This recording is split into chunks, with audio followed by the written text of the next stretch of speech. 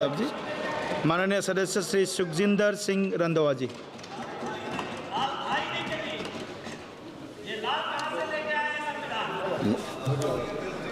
Thank you सभापति जी कि आपने मेरे को संविधान के ऊपर बोलने का टाइम दिया। मैं सुबह से सुन रहा हूं और बहुत अच्छा भाषण सभी ने किया, पर मैं एक बात मिसिंग इसमें देख रहा था कि पंजाब ने जो हिंदुस्तान की आज़ादी में काम किया उसके बारे में किसी ने भी उनका नाम नहीं लिया। मेरे को याद है कि सबसे पहले महाराजा रणजीत सिंह महाराजा बने और एक स्टेट थी जहां अंग्रेजों ने कब्जा नहीं किया, उस राजा के साथ संधि की। जिस जे.एंड.के की बात आप कर रहे हैं उस जे.एंड.के के ऊपर सबसे पहले सरदार महाराजा रणजीत सिंह ने कब्जा किया और अफगानियों का वो रास्ता बंद किया जहां से वो हिंदुस्तान के ऊपर राज करते थे और हमला करते थे। उसी महाराजा रणजीत सिंह ने अफगानिस्तान पर कब्जा किया जहां आज तक कोई उसके ऊपर झंडा नहीं चढ़ा सका। उसने 40 साल हरि सिंह नलवे ने वहां सिख राज का झंडा उस पर गाड़ कर रखा। मैं एक दो बातें कहना चाहता हूं कि हम बात करते हैं आजादी में सबसे ज्यादा किसी का रोल है तो वो पंजाबियों का है। सुन लीजिए आप, 121 आदमियों ने आज सुन लीजिए, बाद में मेरे को सुनिए 121 आदमियों को फांसी हुई, उसमें से 90 कांग्रेसी, उसमें 90 जो हैं वो पंजाबी हैं और जो जेलों में गए उसमें से 80% पंजाब का शेर है। और सुन लीजिए आगे, जो अंडमान निकोबार काला पानी जिसको बोलते हैं वो सबसे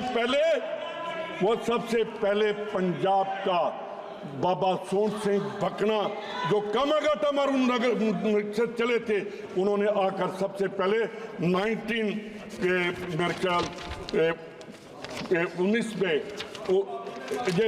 1914 में वहाँ वो गए थे और 6 साल उसको तसीहे दिए गए।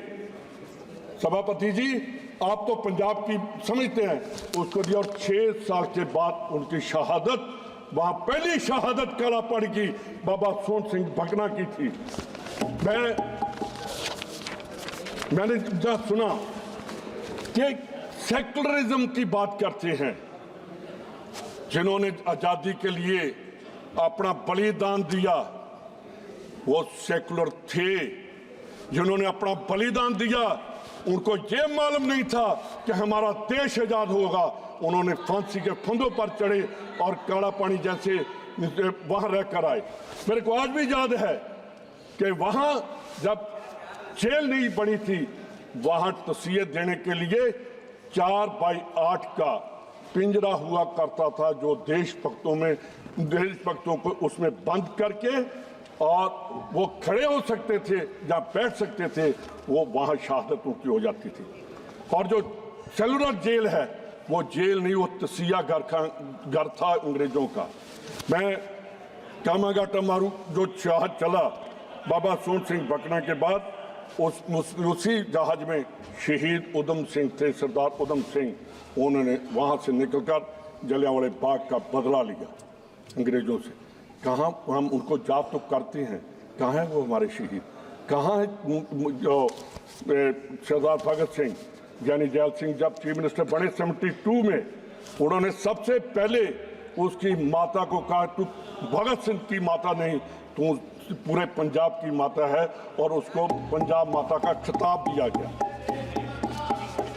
पूरे देश की माता है। उन्हें उस टाइम उन्होंने कहा कि तू पंजाब माता है।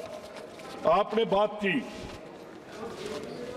कि जलियांवाले बाग का मैसेकर हुआ, उसमें पूरे पंजाब ने पूरे हिंदुस्तान को हिला कर रख दिया। पूरी दुनिया हिल गई कि अंग्रेजों ने कैसे तशद्दुद किया, एक गली में गोलियां चलाकर कितने लोगों को शहीद कर दिया। जलियांवाले बाग के बाद गदर पार्टी उठी, गदर पार्टी ने अंग्रेजों का मुंह मोड़ दिया। साथ ही करतार सिंह सराभा, शहीद उधम सिंह, मदन लाल ढींगरा और सरदार भगत सिंह जैसे लोगों को कोई हिंदुस्तानी पूरा वर्ल्ड याद करता है। एक आदमी जो शहीद हुआ सरदार भगत सिंह, 23 साल में आज भी उसको नौजवान शहीद कहते हैं और हमें गर्व है कि उसने अंग्रेजों की ईद नहीं मानी। पंजाब में इतने, आप कभी किसी भी जिले में चले जाओ जहां उनकी जाकर हम जब फोटो देखते हैं हमें फख्र होता है कि इन लोगों की वजह से हम आज हिंदुस्तान में सांस ले रहे हैं और आज़ादी का आनंद मान रहे हैं। तो एक बात मैं और कहना चाहता हूं कि जब जैतों का मोर्चा लगा गुरुद्वारे का, सबसे पहले मोर्चा लगा ननकाना साहब का 1921 पे, वहां मेरे गांव के शहीद हुए सरदार लक्ष्मण सिंह धारोवाड़ी, 121 या 22 आदमियों को जिंदा जला दिया गया और मेरे गांव के उस बुजुर्ग को भी दरख्त के साथ, पेड़ के साथ बांध कर जिंदा जला दिया। उसके बाद ये आज़ादी की लहर और प्रचंड हुई। तो उसमें जब जैतों का मोर्चा लगा तो वहाँ सरदार पंडित जवाहरलाल नेहरू ने जाकर उस गुरुद्वारे में जाकर पंजाबियों की तरफ से गिरफ्तारी दी और वहाँ जेल में रहे। उसके बाद गुरु के बाग का मोर्चा लगा, चाबियों का मोर्चा बोलते हैं उसे, कि वो लगा तो महात्मा गांधी ने उस टाइम टेलीग्राम थी जिस उस मोर्चे को हमने अंग्रेजों से वापस लिया गुरुद्वारों को, तो महात्मा गांधी की टेलीग्राम गई सिख लीडरों को कि हमने आज़ादी की पहली लड़ाई आज जीत ली है। तो आप कहना क्या चाहते हैं?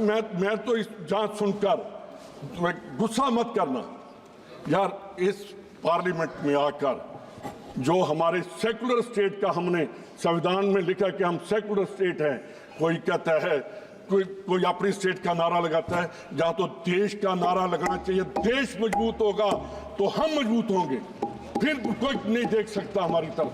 तो आपने बात की, मैं बॉर्डर का रहने वाला हूं, मेरा अपना गांव सेकंड डिफेंस लाइन पर है, 5 किलोमीटर पर मैं पाकिस्तान से बैठ रहा हूं। हम कहते हैं घुसकर मारेंगे, उनके ड्रोन हर रोज घुसकर वहां नजायज असला, नजायज ड्रग वहां गिर कर जाते हैं, उसके बारे में कभी सरकार ने नहीं कहा।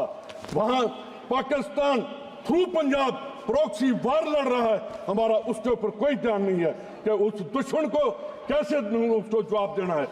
जहां बात तो वो होनी चाहिए, कोई कहता है कि क्या हो गया, कोई कहते हैं ऐसे हो गया। मैं एक बात पूछना चाहता हूं कि 47 का अगर सबसे ज्यादा किसी का नुकसान हुआ तो वो हमारा हुआ, पंजाब का हुआ। वहां से कटी हुई ट्रेन आती थी पाकिस्तान से, और जो डेरा बाबा नानक रेलवे स्टेशन है वो खून से भरा हुआ था। वहां पूरे की पूरी ट्रेन, एक नहीं 5 ट्रेन जो है वहां पहुंची। तो अगर बारिश और तूफान ना आता तो वहां और बीमारियां फैल जाती। सभी दरिया रावी में वो जो डेड बॉडीज थी वो बहकर चली गई। उसके बाद 65 आया, वहां फिर हिंदुस्तान ने जीत प्राप्त की और नारा दिया लाल बहादुर शास्त्री ने, जय जवान जय किसान का। आज जवान भी खत्म हो गया, किसान भी हमने खत्म कर दिया। 71 की वार आई, फिर लड़ाई हुई, इंदिरा गांधी ने पाकिस्तान के 2 टुकड़े कर दिए। उसके बाद उनकी जरूरत नहीं हुई पंजाब हिंदुस्तान के साथ लड़ाई करने। तो हम कहते किया क्या इन सालों में?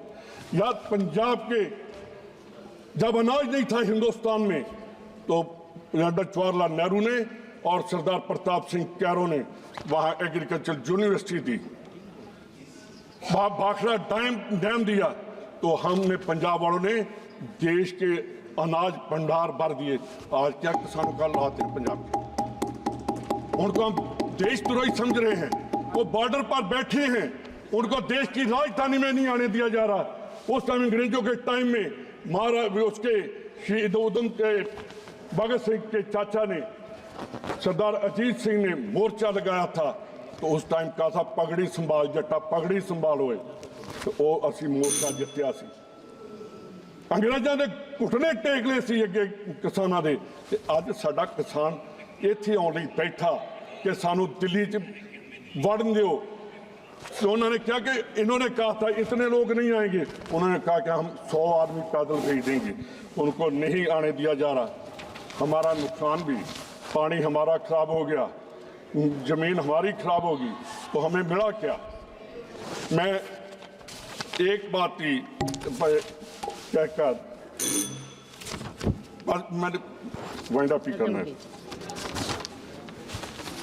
हमारे 1872 में नॉन कोऑपरेशन मूवमेंट नामदारी बाबा से सतगुरु राम सिंह जी उन्होंने शुरू की।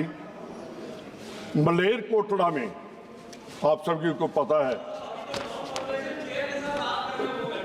आप अब मैंने उनसे कहा आपसे टाइम नहीं मांग रहा, शेखावत जी आप पंजाब के प्रभारी रहे, थोड़ी हिस्ट्री सुन लीजिए।